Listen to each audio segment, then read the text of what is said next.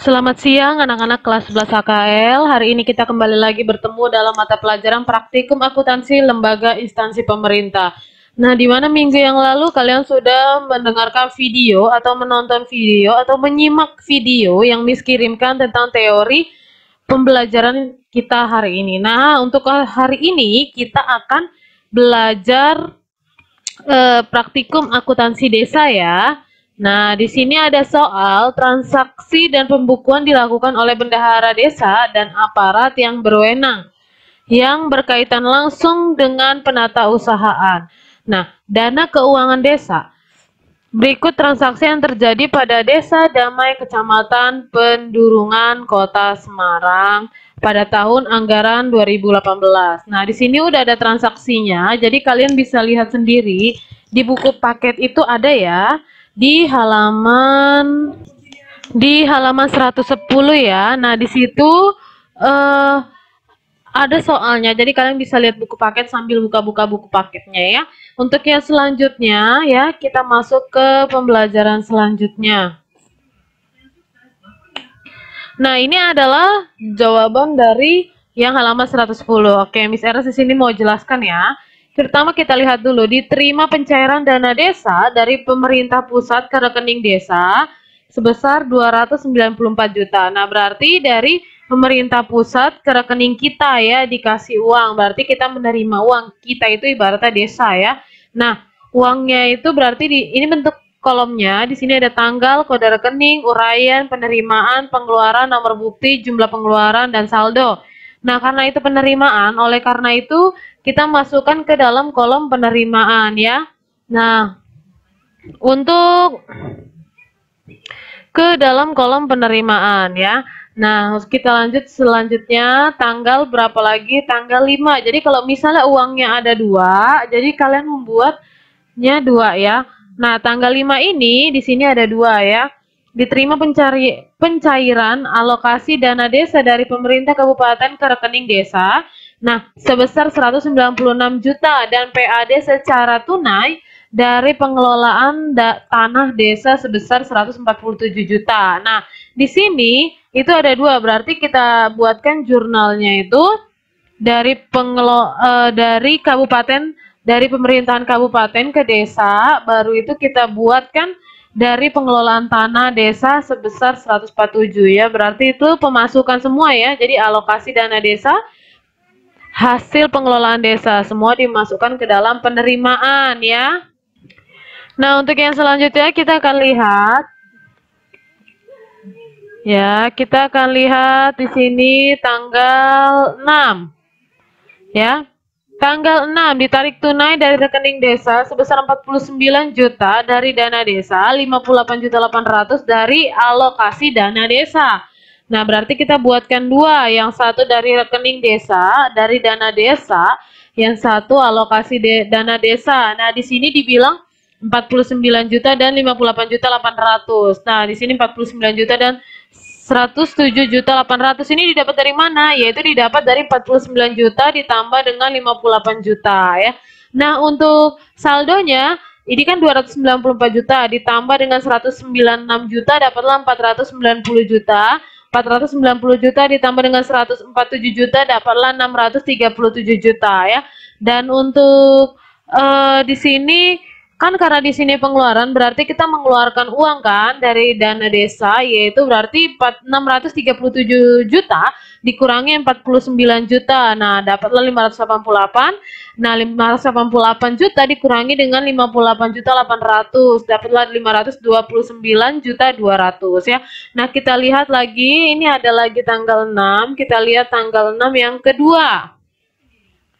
Nah, di sini ya, di tanggal 6 yang kedua yaitu dibayar gaji kepala desa ya dan perangkat desa dari ADD sebesar 23.520.000. Nah, dan tunjangan dari PAD sebesar 29.400.000. Nah, berarti ini kita mengeluarkan uang ya. Nah, kita lihat ke yang selanjutnya. Nah, tanggal 6 gaji kepala desa dan perangkatnya yaitu 23.520.000.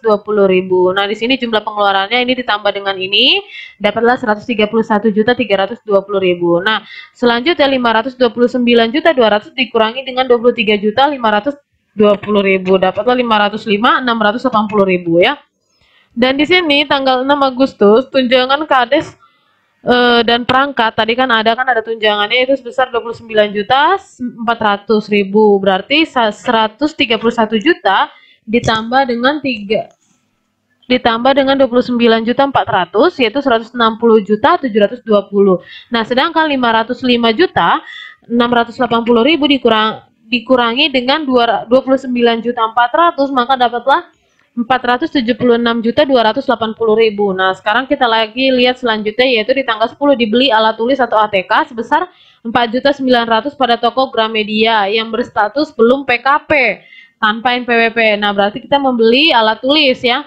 Tanggal 10 ya ATK sebesar 4.900.000 dan kalau ditambah pengeluarannya menjadi 165.620.000 dan saldonya dikurangi 476.280 dikurangi 4.900.000 dapatlah 471.380.000. Nah, selain itu kita lihat lagi tanggal 12 dibayar pengadaan kepada fotokopi Bintang sebesar 1.764.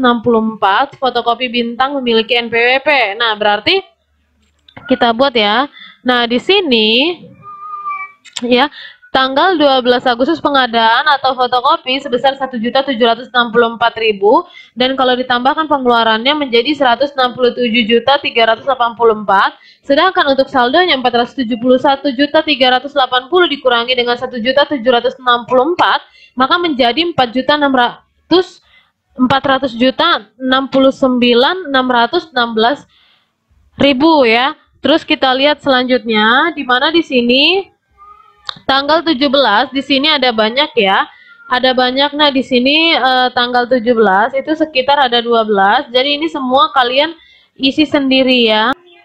Oke, yang pertama kita lihat di sini ada dibeli secara tunai 13.720.000 itu untuk membeli komputer. Nah, kita lihat ya di sini ya. Yang pertama untuk pengadaan komputer 13.720.000 dan kalau misalnya ditambah pengeluarannya menjadi 181.104.000. Nah, kalau misalnya 469.616.000 dikurangi 13.720.000 menjadi 455.896.000 ya. Nah, selain itu di sini ada sekitar 12 transaksi yang harus kita buat. Di sini ada upah kerja, ada belanja ATK, ada dokumentasi, ada jilid proposal, belanja makanan dan minuman, belanja perjalanan dinas, belanja semen, belanja pasir, belanja batu pecah, belanja pasir uruk, terus belanja benang, belanja prasasti, semua dimasukkan ke dalam buku kas tersebut ya. Yang pertama yaitu tentang upah kerja sebesar 18.799.340 rupiah. Itu untuk 10 orang 10 hari ya. Berarti di sini upah kerja dan material 18.799.340. Maka kalau ditambahkan pengeluarannya itu sebesar 199.903.340 rupiah ya. Nah, sedangkan kalau saldonya 455.896.000 dikurangi dengan 18.799.340 rupiah, maka menjadi 437.096.660. Nah, selain itu ada juga di sini kita lihat ada ATK yang nomor 2 sebesar 464.520 rupiah ya. Nah, di sini kita lihat ya ATK-nya sama, berarti ini ditambah ke sini, maka itu 437.096.660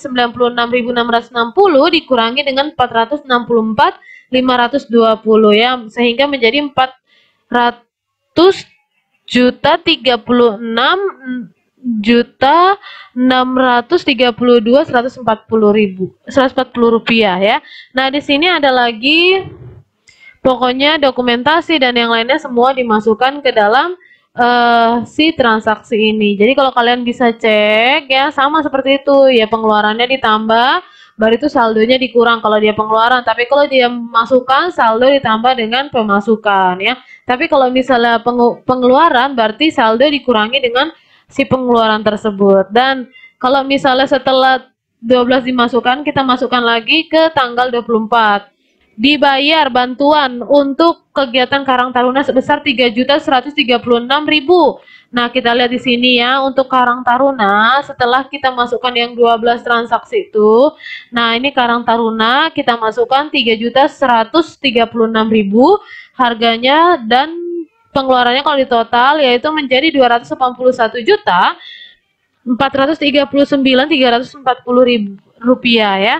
Nah, kalau misalnya saldonya yaitu menjadi 355.560.660 rupiah ya. Nah, setelah itu pengeluaran dan pemasukannya itu dijumlah, dan ini adalah jumlahnya. Dan ingat, jangan sampai lupa kalian membubuhkan kolom tanda tangan karena ini sangat penting dalam proses transaksi keuangan atau dalam pembuatan laporan buku kas umum ya.